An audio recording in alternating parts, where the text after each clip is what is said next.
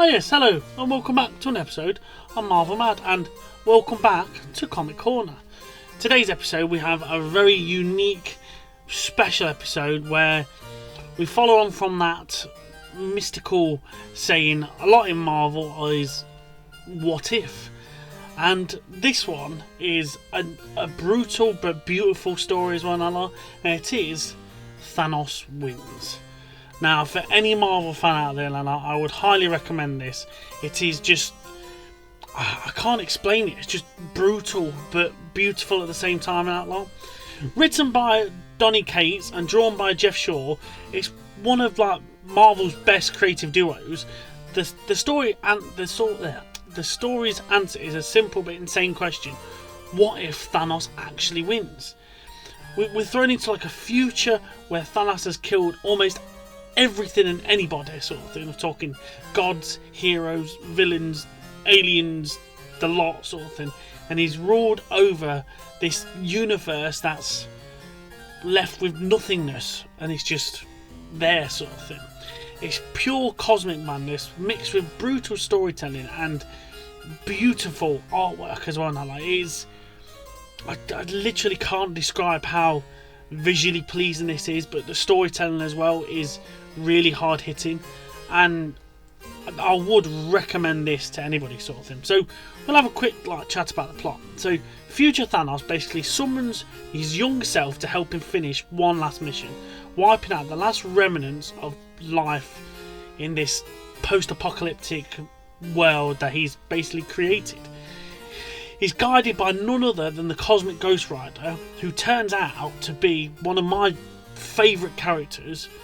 And it's not Captain America, but it's actually Frank Castle, the Punisher. But over the eons and decades and everything he's twisted by time, as well as the power he's been granted, basically. And together they face one final battle against the Fallen One, and dark version of Silver Surfer, who's now wielding and been worthy of carrying Mjolnir. The story explores death, what purpose he has left with him being basically the only one having to summon himself, and what happens when you actually get everything you ever wanted.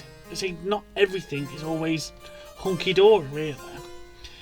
Jeffrey Shaw's artwork is perfectly captured with chaos, the scale of it all, of the story, and every panel feels heavy. There's dark cosmic energy, there's brutal destruction and battles, and it's all in that classic Thanos arrogance sort of thing. He knows he'll always be the one, he's always inevitable, basically. The visual screams epic with every sort of turn of the page, but it's gritty and vibrant, and it just fits Thanos perfectly. Honestly, seeing ancient Thanos with his younger self, how they contrast each other and show all the things he's been through, is just outstanding. Absolutely is.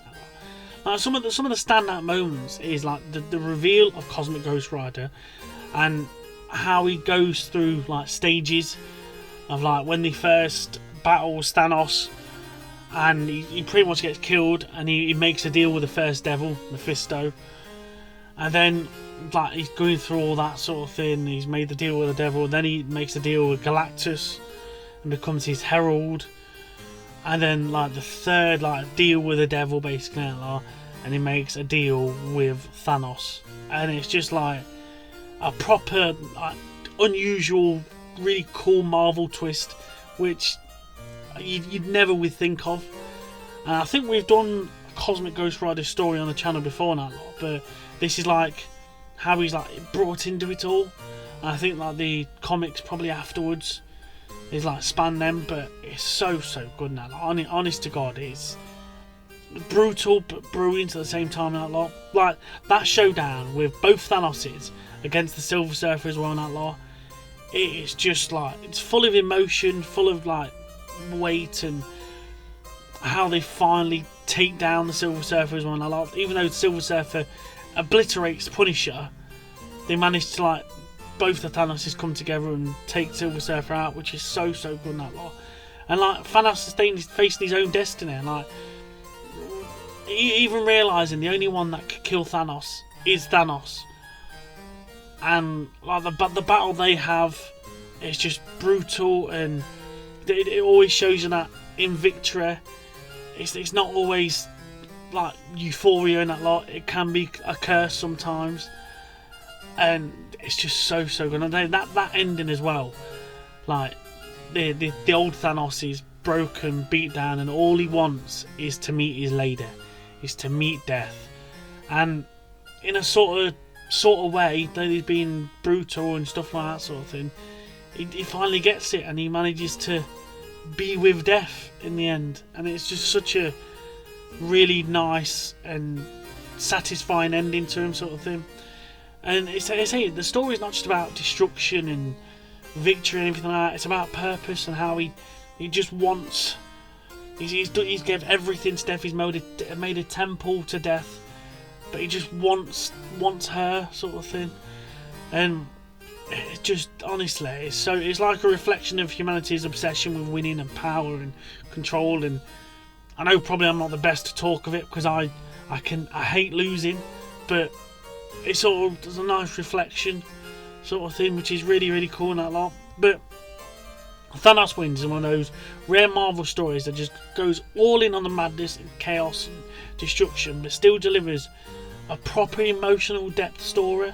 It's loud, it's brutal, it's unforgiving, but ultimately the Thanos story is like, it don't need no Infinity Stones. It's just all about him, and it's just so cool and that. And honestly, I would highly recommend. Again, part of a Marvel graphic novel collection.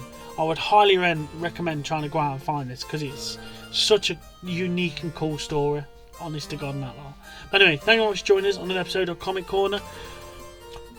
What do you think of that lot? Was Thanos right to wipe out half of the universe and just beat Thanos, or did he finally go that bit too far with him being the last one left? Let me know in the comment section below.